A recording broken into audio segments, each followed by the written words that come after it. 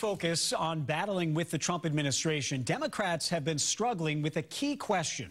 Who's their best candidate to oppose President Trump in a potential 2020 matchup? Political analyst John Keller reports on research that suggests a possible answer. Diane, welcome. First, this is Diane Hessan, a local business executive who's been soliciting opinions from 500 voters nationwide since Mr. Trump was elected. And when she recently sent them a list of 10 prominent Democrats who may be running for president, the response took her by surprise. A huge number of Democrats and even many moderate Republicans all felt very positive and willing to vote today for one of all the candidates that I sent them. Was it Bernie Sanders, the insurgent star of the 2016 primaries? How about Elizabeth Warren, a darling of the Democratic left? Or maybe a younger Paul, like California Senator Kamala Harris?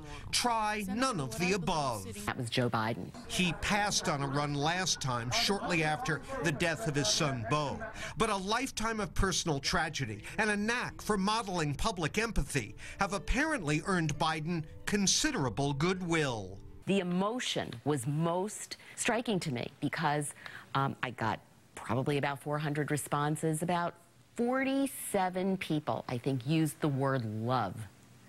You know, they talked about how much they respect the man. They talked about words like compassionate. What about conservatives and hardcore Trump fans? What are they saying about Biden? Here's the language.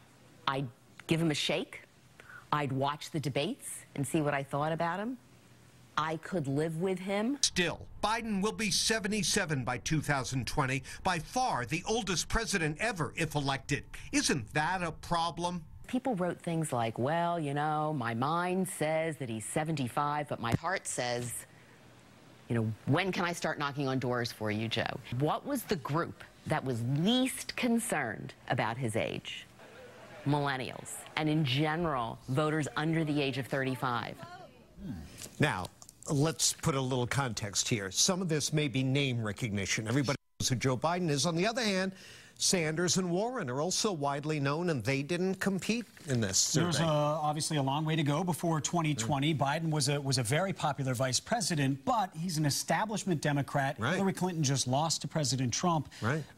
What makes him different from Hillary Clinton? You know, that's a really good question. I think it's just worth looking back over the last 20 years of American politics. We're a 50-50 country. We've had these crazy shifts back and forth.